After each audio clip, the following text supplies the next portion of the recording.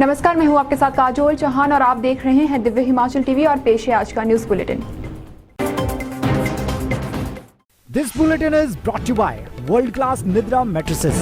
तो अब सिर्फ सोना नहीं, डूब के सोना। हिमाचल में 14 जून तक बढ़ा कोरोना कर्फ्यू, कोई राहत नहीं। 10 जून को हिमाचल पहुंच जाएगी 18+ को वैक्सीन, रजिस्ट्रेशन के बाद ही आए युवा। अब हर गांव में ढूंढे जाएंगे कोरोना के मरीज, सरकार के सख्त आदेश। भाजपा नेता मुख्य सचेतक नरेंद्र बरागटा का निधन, सियासी गलियारों में छाई मायूसी। नकली दवा कंपनियों की अब खैर नहीं, सरकार उठाएगी सख्त कदम। किसानों ने जलाई कृषि कानूनों की प्रतियां, बोले जारी रहेगी जंग।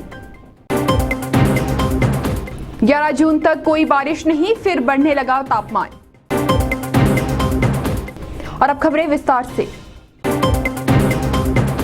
हिमाचल प्रदेश में जिस तरह से कोरोना ने पैर पसारे हैं, उसे देखते हुए यहां कोरोना कर्फ्यू को 14 जून तक बढ़ा दिया गया है।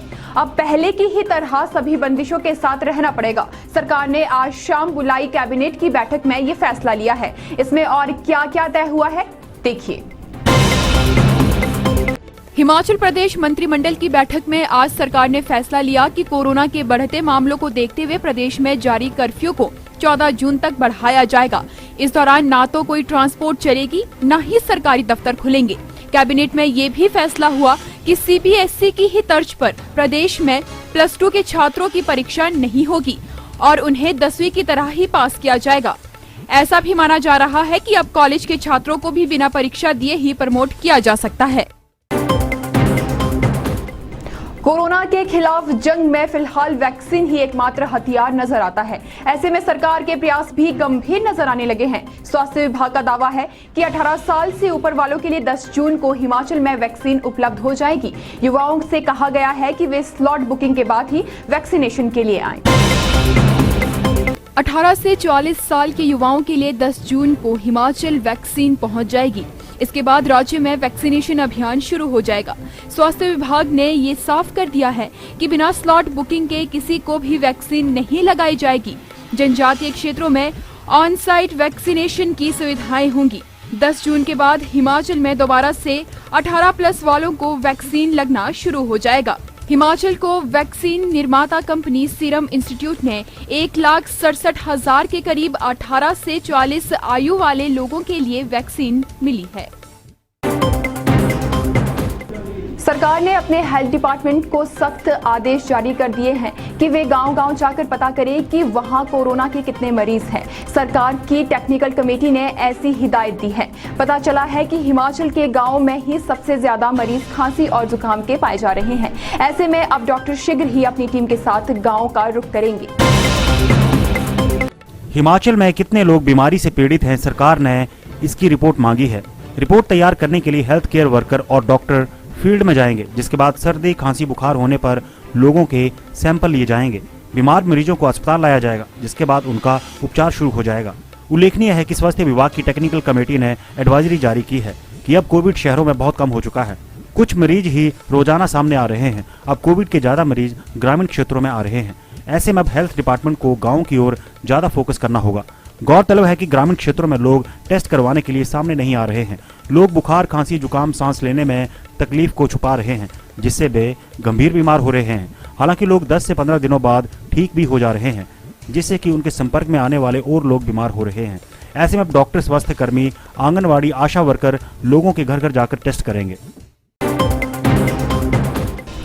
सियासी गलियारों में आज उस समय मायूसी छा गई जब पता चला कि नरेंद्र बरागटा नहीं रहे। नरेंद्र बरागटा भाजपा के वरिष्ठ नेता थे और जुब्बल कोटखाई से विधायक भी थे। वे पूर्व में बागवानी मंत्री भी रह चुके हैं। गत दिन उन्हें कोरोना से पीड़ित पाया गया था और उसके बाद से लगातार इलाज करवा रहे थे। आज उन्होंने चंडीगढ़ के पीजीआई में अंतिम सांस ली। उनके निधन पर सत्ता पक्ष और विपक्ष के तमाम नेताओं ने गहरी संवेदनाएं व्यक्त की है। इस रिपोर्ट में देखिए। जुब्बल कोटखाई विधानसभा क्षेत्र के विधायक और सरकार में मुख्य सचेतक नरेंद्र बरागटा का पीजीआई में शनिवार तड़के निधन हो गया। वह करीब 1 महीने से वहां भर्ती थे। पहले कोरोना से जूझे बरागटा नेगेटिव हो गए थे, जिसके बाद उनको पीजीआई में भर्ती किया गया था। सुबह 4 बजे के करीब उनकी दुखद मृत्यु हो गई। मुख्यमंत्री जयराम ठाकुर पिछले कल ही चंडीगढ़ में उनसे मिलने पहुंचे थे, परंतु आज सुबह उनके निधन की सूचना मिल गई। मुख्यमंत्री जयराम ठाकुर ने पूर्व बागवानी मंत्री नरेंद्र बरागटा के निधन पर शोक व्यक्त किया है। वह 69 वर्ष के थे। जयराम ठाकुर ने पहले चंडीगढ़ के हिमाचल भवन में उनके पार्थिव शरीर को श्रद्धांजलि दी, जिसके बाद उनकी देह को शिमला लाया गया, जहां भाजपा कार्यालय में भी उनको श्रद्धांजलि दी गई। यहां बड़ी संख्या में भाजपा के नेता और कार्यकर्ता पहुंचे थे। ये बहुत बड़ी क्षति हुई है प्रदेश को, संगठन को, सरकार को और परिवार को, जिसकी पूर्ति करना स्वाभाविक रूप से कठिन हो। मैं बरागटा जी के द्वारा किए गए प्रदेश के लिए योगदान को और अपने क्षेत्र की जनता के विकास के लिए जो किए गए काम को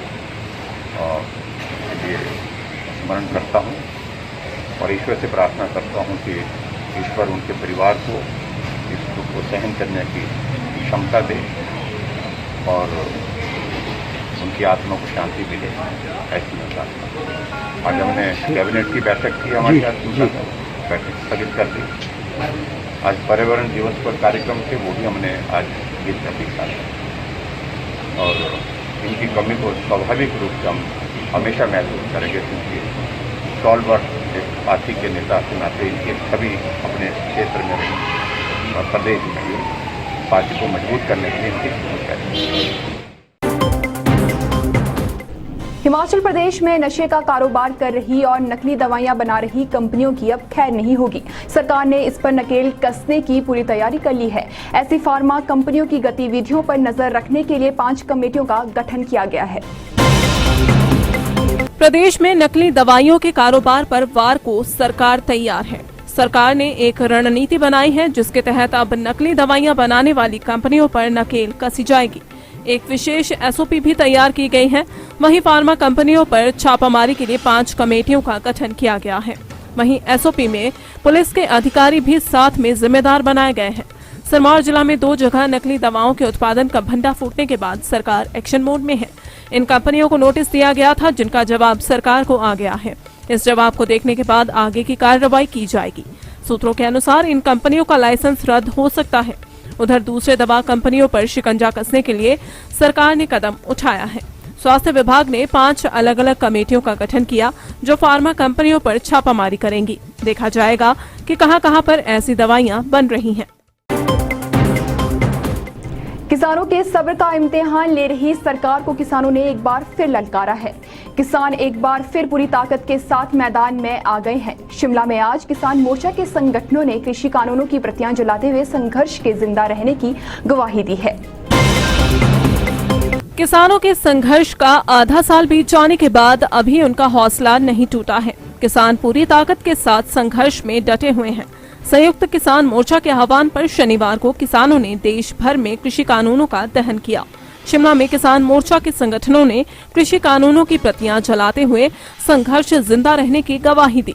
हिमाचल किसान सभा के जिला अध्यक्ष सत्यवान पुंडीर ने कहा कि यह शर्मनाक है कि केंद्र सरकार किसानों के प्रति उदासीन ही नहीं, असंवेदनशील भी बनी हुई है। जब तक केंद्र सरकार किसानों की मांगे नहीं मान लेती, तब तक आंदोलन जारी रहेगा।